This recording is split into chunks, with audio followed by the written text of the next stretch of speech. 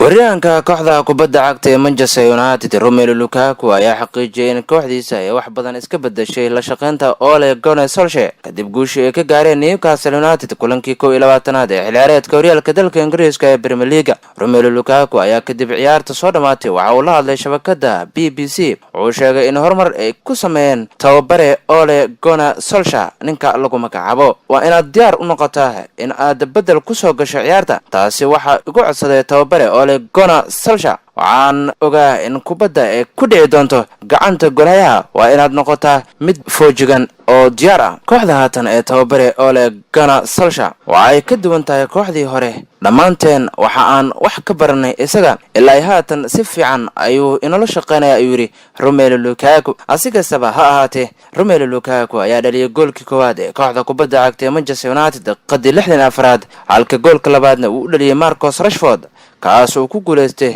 ciyaarahankii ugu fiicnaa garoonka.